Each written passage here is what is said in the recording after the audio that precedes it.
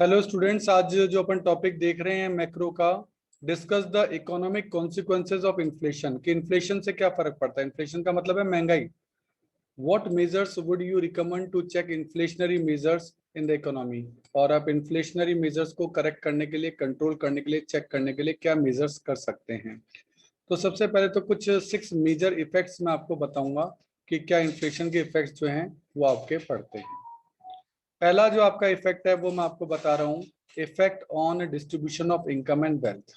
Actually क्या होता है कि हम जानते हैं इन्फ्लेशन से सबसे ज्यादा फर्क गरीबों पे पड़ता है। उनकी जो पैसे हैं वो उसमें किल हो जाते हैं, तो दैट्स वाई गरीब और गरीब हो जाता है। और अमीर के होते हैं बिजनेस, उनकी प्राइसेस प्रोडक्ट की बढ़ जाती है तो उनको ज्यादा पैसा मिलने लगता है, तो अमीर और अमीर हो जाते हैं। तो सबसे बड़ी बात कि रिचर एंड पुअर के बीच में जो दूरी है वो और बढ़ती जाती है। अमीर और अमीर होते जाते हैं और गरीब जो है वो और गरीब होते जाते हैं।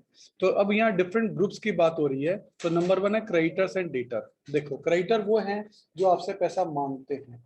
तो पहले वो आपसे 100 रुपये मांगते थे, पर मनी की वैल्यू कम हो गई या महंगाई बढ़ गई, एक ही बात है। इन दोनों को का एक ही मतलब है, यानी ना मनी की वैल्यू कम हो गई यानी उसकी परचेजिंग पावर कम हो गई, या इन्फ्लेशन हो गया, इसका एक ही मतलब होता है। तो क्रेडिटर्स को जो 100 रुपये पहले चुकाने पड़ रहे थे, अब महंगाई बढ़ गई है तो इस कंडीशन में उसको तो 100 रुपये चुकाने, तो उसकी वैल्यू तो बढ़ी नहीं, तो वो फायदे में रहता है। वो इस केस में फायदे में रहता है। ऐसे ही बात करें डेटर्स की, तो डेटर्स फायदे में रहते हैं क्योंकि पहले उनको 100 रुपये चुकाने थे, उसकी वर्थ थी। अब महंगाई बढ़ गई, मनी की वैल्यू कम हो गई, अब वो इजीली चुका सकते हैं। तो डेटर एंड क्रेडिटर को इस तरीके से फायदा नुकसान हो सकता है। प्रोड्यूसर और वर्कर की बात करें, प्रोड्यूसर के तो प्रोडक्ट की प्राइस बढ़ रही है, तो उसको अब ज्यादा रेवेन्यू मिलेगा। ज्यादा रेवेन्यू मिलेगा तो शॉर्ट टर्म में तो वो फायदे में रहेगा। वर्कर्स की बात करें कि प्राइसेस बढ़ जाएंगी तो उसका बेचारे का तो बजट ही गड़बड़ा जाएगा, उस कंडीशन में उसकी परचेजिंग पावर लो हो जाएगी, तो फिर वो अपना काम कैसे निकालेगा, तो उसके लिए तो बहुत इकोनॉमिक हार्डशिप हो जाएगी। फिक्स इनकम अर्नर, वही सैलरी 8%, उनकी सैलरी तो फिक्स है, प्राइसेस बढ़ गई तो उनका पूरा बजट गड़बड़ा जाएगा, उनकी सेविंग खत्म हो जाएगी। इन्वेस्टर्स की बात करें तो उसने जहां पैसा लगा रखा है, कंपनियां प्रोड्यूसर हैं, वो उनके प्रोडक्ट की प्राइसेस बढ़ जाएंगी तो वो कमाएंगी तो वो ज्यादा डिविडेंड देंगी। वो ज्यादा डिविडेंड देंगी तो इन्वेस्टर को शॉर्ट टर्म में तो फायदा होगा, लेकिन लॉन्ग टर्म में वो फायदा कंट्रोल हो जाएगा, वो उसमें इतना फायदा रहेगा नहीं। वो मैं आगे आपको बताऊंगा। Trader, speculator, business people and black marketers, इन सभी को फायदा होता है इसके अंदर, क्यों वो चाहते हैं कि यहाँ भाई प्राइसेस बढ़े तो उनको फायदा हो। फार्मर के प्रोडक्ट की प्राइसेस बढ़ जाती है तो उसको भी फायदा होता है, वो कहता है यार प्राइसेस बढ़ रही है तो अपन को ज्यादा फायदा मिलेगा। तो इस तरीके से दस inflation bring a shift in the pattern of distribution of income. कुछ लोगों की इनकम बढ़ जाती है, कुछ लोगों की इनकम कम हो जाती है। And wealth in the country usually making the rich richer and the poor poorer. Thus, during inflation, there is more and more inequality in the distribution of income. पर इसका मतलब ये नहीं है कि हम ये कंक्लूजन निकालें कि महंगाई बढ़ने से सबको फायदा होता है। ये शॉर्ट टर्म फिनोमेना है। लॉन्ग टर्म में क्या होगा, प्रोड्यूसर खूब प्रॉफिट कमा रहा है महंगाई बढ़ने से, लेकिन कुछ दिनों बाद वर्कर की हालत खराब होने लग जाएगी क्योंकि उनको तो फिक्स इनकम हो रही है, और वो फिर क्या करेंगे, हड़तालें करेंगे कि हमारी सैलरी बढ़ाओ। अल्टीमेटली प्रोड्यूसर को सैलरी बढ़ानी पड़ेगी। जब वो सैलरी बढ़ाएगा तो उसके खर्चे बढ़ जाएंगे, खर्चे बढ़ जाएंगे तो उसका प्रॉफिट मारा जाएगा, तो अल्टीमेटली आना उसी इक्विलिब्रियम पर है। तो शॉर्ट टर्म में हो सकता है प्रोड्यूसर फायदा कमा ले, लेकिन लॉन्ग टर्म में उसको अपने वर्कर की सैलरी बढ़ानी पड़ेगी, उसके फैक्टर कॉस्ट बढ़ जाएगी, तो फिर लॉन्ग टर्म में वो इतना प्रॉफिट नहीं कमा पाएगा। नेक्स्ट आपका पॉइंट है effect on production.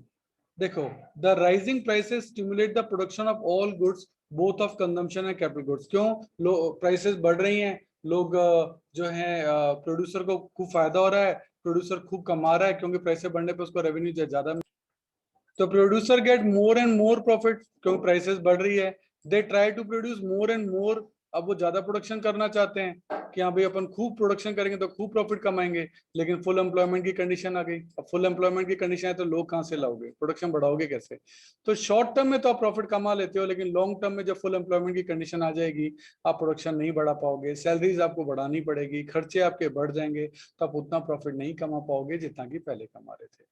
Point number 3 है effect on income and employment. देखो, इन्फ्लेशन से एग्रीगेट इनकम आपकी बढ़ जाती है, नेशनल इनकम बढ़ जाती है, तो लोग लार्जर पैसा खर्च करने लगते हैं, ज्यादा प्रोडक्शन होने लगता है, एम्प्लॉयमेंट का लेवल बढ़ जाता है, प्रोडक्शन का लेवल बढ़ जाता है, लेकिन लोगों की इनकम ही बढ़ी है, उसकी परचेजिंग पावर नहीं बढ़ पाई है। दैट्स वाई उनकी रियल इनकम उतनी नहीं बढ़ती जो हम सोच रहे हैं वो जो बढ़ी है वो एक्चुअली केवल इन टर्म ऑफ मनी बढ़ी है, लेकिन उस मनी के अंदर पावर नहीं है। कि पहले आपकी सैलरी 100 रुपए थी, अब 120 हो गई, लेकिन सामान आप उतना ही खरीद पा रहे हैं। तो बढ़ने को तो सैलरी 100 से 120 हो गई, सामान उतना ही खरीद पा रहे हैं, तो रियल कहाँ बढ़ा? तो ये को मनी वैल्यू तो बढ़ गई लेकिन रियलिटी में नहीं बढ़ी। बिजनेस एंड ट्रेड पे क्या फर्क पड़ता है भाई? खूब बिजनेस बढ़ रहा है, प्रोडक्शन बढ़ रहा है, एम्प्लॉयमेंट बढ़ रहा है, लार्जर स्पेंडिंग हो रही है, लेकिन क्योंकि प्राइसेस बढ़ रही है तो आप एक्सपोर्ट ट्रेड में मार खा जाएंगे, क्योंकि आपके महंगे प्राइसेस की चीजें आप जब इंटरनेशनल मार्केट में बेचने जाएंगे तो वहां फिर आपकी महंगी चीजें कैसे बिकेंगी? तो इस कंडीशन में जो इन्फ्लेशन की कंडीशन में क्या होता है कि आपका एक्सपोर्ट मार्केट जो है वो खराब होता है। इसके अलावा एक दिक्कत और आती है, क्योंकि आपकी चीजें महंगी हैं तो चाइना वाले यानी अब्रॉड वाले यहाँ कर अपनी सस्ती चीजें बेच जाएंगे, तो लॉन्ग टर्म में आपके यहाँ एम्प्लॉयमेंट लेवल को खराब करेगा, जैसा कि इंडिया में हुआ भी है। तो इसके नेगेटिव असर भी पड़ते हैं। Effect on the government finance, government को तो क्या है, जब खूब सेल होगी तो खूब जीएसटी मिलेगी गवर्नमेंट को, तो गवर्नमेंट का रेवेन्यू इंक्रीज होगा, गवर्नमेंट के income tax, sale tax, excise duty, GST सब बढ़ेंगे। तो अब जब उसका पैसा खूब आएगा तो वो भी अपने पब्लिक एक्सपेंडिचर खूब करेगी, खूब पुल बनाएगी, खूब रोड बनाएगी, खूब डैम्स बनवाएगी, तो इससे आपका जो खर्चा गवर्नमेंट का बढ़ेगा, जो कि अल्टीमेटली पैसा पब्लिक के पास ही आता है। पब्लिक के पास पैसा ज्यादा आएगा तो वो और ज्यादा सामान खरीदेगी, तो इन्फ्लेशन और ज्यादा बढ़ेगा। तो फिर ये एक साइकिल है जो कि चालू हो जाती है, जिसके लॉन्ग टर्म में फिर गलत इफेक्ट भी जो है वो आपके होते हैं। अब बात करते हैं ग्रोथ की। सर ग्रोथ पे क्या फर्क पड़ता है? तो देखो, ये mild inflation promote economic growth. एक छोटा इन्फ्लेशन, बहुत मतलब 5% तक का जो इन्फ्लेशन है ना, गवर्नमेंट उसको माइल्ड इन्फ्लेशन कहती है, और ये इकोनॉमिक ग्रोथ के लिए जरूरी है। बट ये रनवे इन्फ्लेशन जो भाग रहा है वो इकोनॉमिक ग्रोथ को एक बार तो बढ़ा देगा, लेकिन बाद में आपके डेवलपमेंट प्रोजेक्ट इतने महंगे पड़ने लग जाएंगे कि आप उनको कंटिन्यू कर ही नहीं पाओगे। Although a mild dose of inflation is inevitable and desirable in the developing economy, के लिए जरूरी होती है, high rate of inflation tend to lower growth rate by slowing down the rate of capital formation, क्योंकि फिर इस condition में uncertainty आने लग जाती है, कैपिटल फॉर्मेशन स्लो हो जाता है। कैपिटल फॉर्मेशन स्लो क्यों हो जाता है? रीजन है, जब महंगाई बढ़ती है तो लोगों के पैसे ज्यादा खर्च होते हैं, ज्यादा खर्च होते हैं तो सेविंग ही नहीं होगी, सेविंग नहीं होगी तो वो कैपिटल जो आपका फॉर्मेशन है वो होगा कैसे? तो इस तरह से साइकिल कहीं ना कहीं इफेक्टेड होती है। तो बात ये आती है कि सर क्या डिफरेंट मेजर्स हैं आपके इन्फ्लेशन को कंट्रोल करने के लिए? तो मेजर्स ऑफ इन्फ्लेशन में पहला पॉइंट आता है monetary measures. Monetary measures money से रिलेटेड ये आरबीआई करता है।